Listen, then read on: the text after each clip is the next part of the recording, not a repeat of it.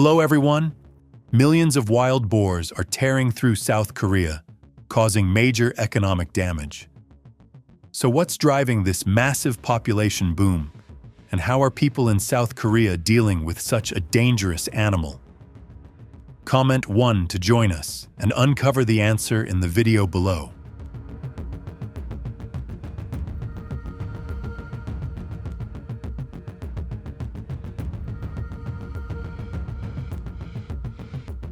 Wild boar hunting in South Korea started as an emergency response to a booming boar population that was devastating local farms. The story behind these hunts is rooted in protecting crops and defending the livelihoods of rural communities. As the number of boars exploded, farmers suffered growing losses, pushing the need for real solutions to protect their harvests and income.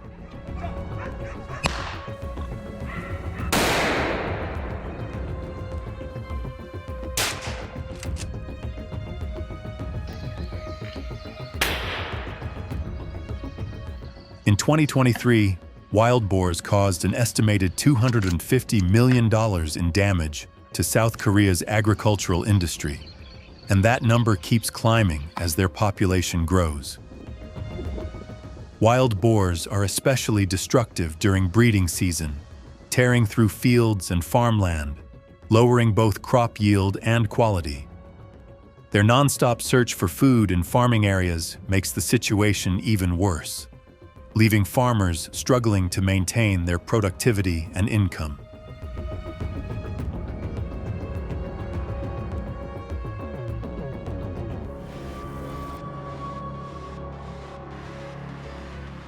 In September 2023, after tearing through farmland, wild boars in South Korea began moving into areas near major cities like Seoul and Busan, causing serious damage in urban zones. They wrecked gardens, parks, and public spaces, disrupting local businesses. Property damage in the cities hit $30 million, including the cost of repairing infrastructure destroyed by the boars. This shift from rural to urban areas has made the crisis even more urgent, impacting agriculture and the everyday lives of city residents.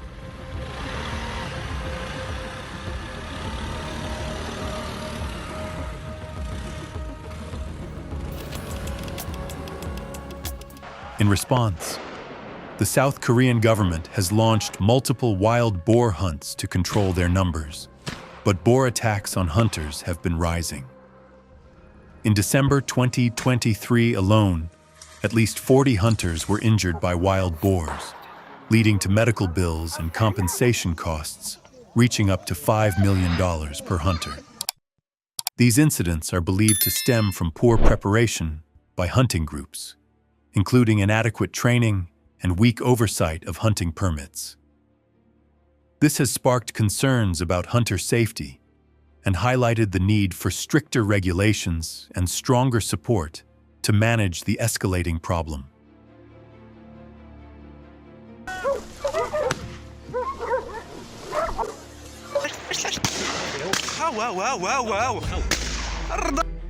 To control wild boars, the South Korean government has deployed heavy-duty spring traps built with a strong grip to capture them.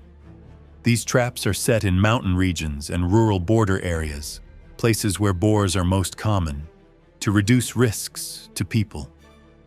South Korea's wild boar hunting season usually begins in October and runs through February of the next year, targeting millions of wild boars. Nationwide, an estimated 500,000 spring traps have been installed.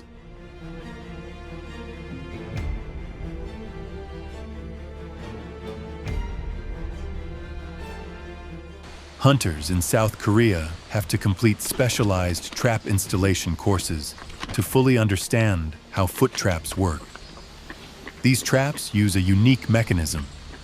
When a wild boar gets caught and tries to pull away, the trap tightens automatically, making it almost impossible for the animal to break free. This design makes the traps highly effective, but it also means hunters must check them often since each trap can only hold one boar at a time. Have you ever tried this method of wild boar trapping? If yes, drop a 1 in the comments. If not, comment 0.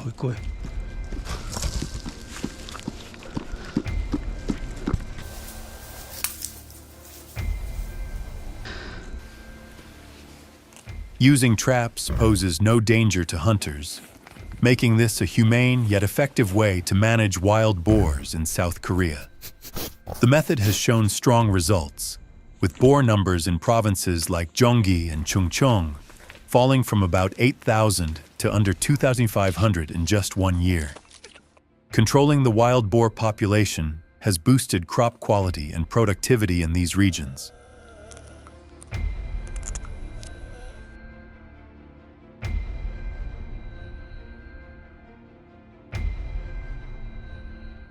The living standards and income of local residents have also risen noticeably, with average earnings increasing by about 15% thanks to reduced crop damage and lower protection costs. The spring trap method doesn't require much time from hunters, since it takes only 1 to 2 hours to set a trap safely. Hunters do need to check the traps 2 to 3 times a day to keep them effective and make sure no wild boars slip by.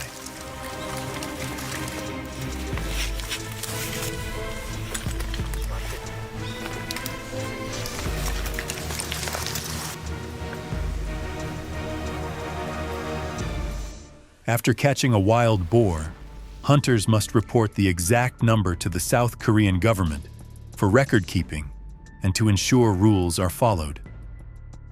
The captured boars undergo strict inspections for viruses or diseases. If any virus is found, the meat is specially processed and cannot be eaten, protecting public health in South Korea.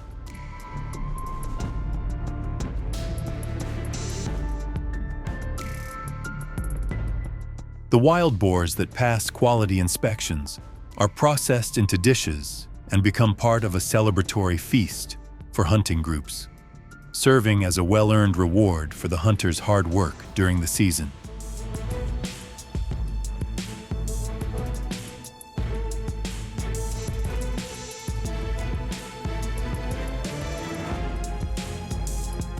This not only motivates hunters, but also strengthens community bonds through shared activities. We'll say goodbye to South Korea for now, but stay tuned for the next video to learn why wildlife attacks human settlements. Don't forget to comment 1 if you support using traps for wild boars. Like and subscribe to the channel to show your support for hunting.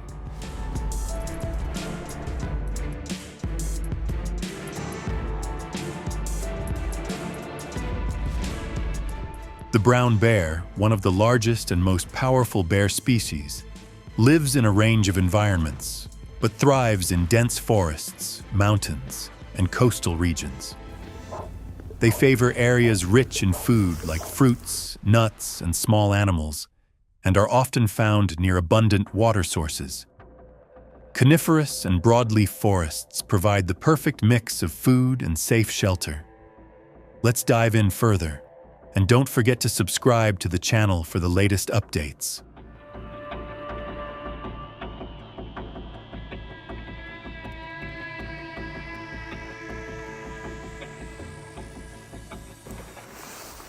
Brown bears can also inhabit tundra and prairie regions, especially in the summer when food is plentiful.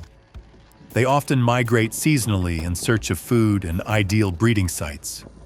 These areas not only offer suitable living conditions, but also help brown bears stay healthy and reproduce successfully, ensuring the species survives in the wild.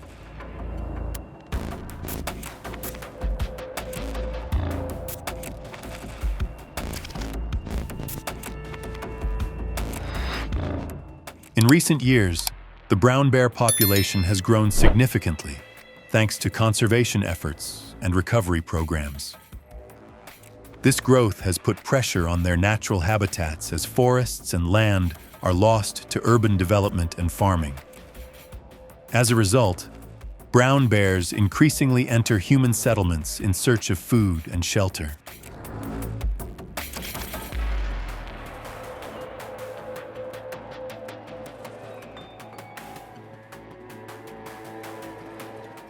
This encroachment not only sparks conflicts between brown bears and humans, but also raises safety concerns for residents.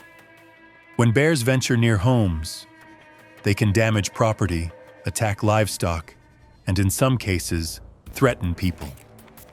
This underscores the need to manage brown bear populations responsibly and implement measures that keep both bears and humans safe.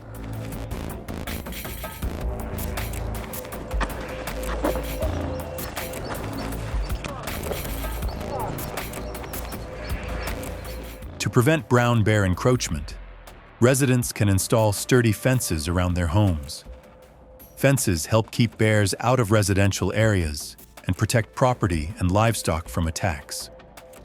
Public education on waste management, like sealing food and avoiding leaving scraps outside, is also key. However, even with these measures, brown bears' adaptability means they can sometimes get past fences, so no solution is completely foolproof.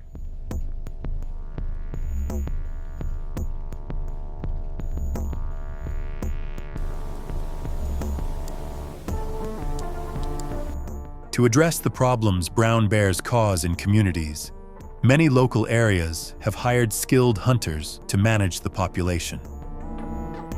These trained hunters carry out controlled hunts to reduce bear numbers while following conservation rules and minimizing harm to the overall population. Do you support this hunting approach? If yes, like the video. If not, comment too.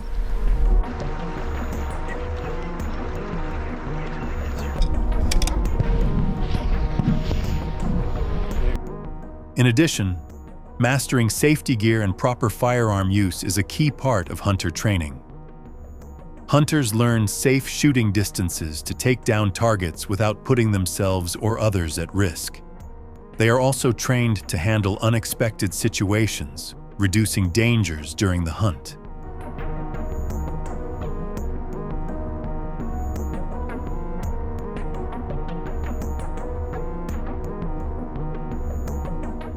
When hunting, hunters use their deep knowledge of a brown bear's vulnerabilities to make precise and effective shots. They know that the head, neck, and heart are the best targets for quickly taking down the animal without causing prolonged suffering. All these factors combine to make hunting both effective and humane, showing respect for the bears and the natural environment they live in.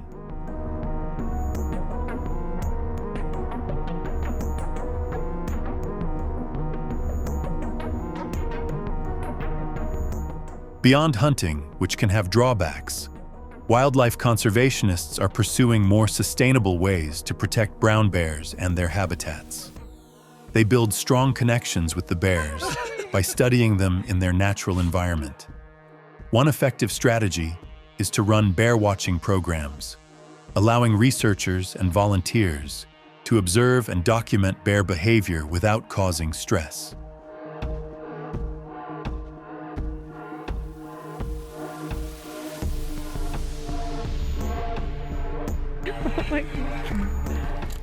Additionally, creating sanctuaries or national parks where brown bears can live safely provides opportunities for humans to study and learn more about the species. Organizing community education programs, like workshops and guided tours, also helps raise awareness about the role of brown bears in the ecosystem. These efforts build stronger connections between humans and bears, while supporting the protection and conservation of the species in the wild. Thanks for watching. If you enjoyed this video, be sure to like, comment, and subscribe to keep up with our upcoming content.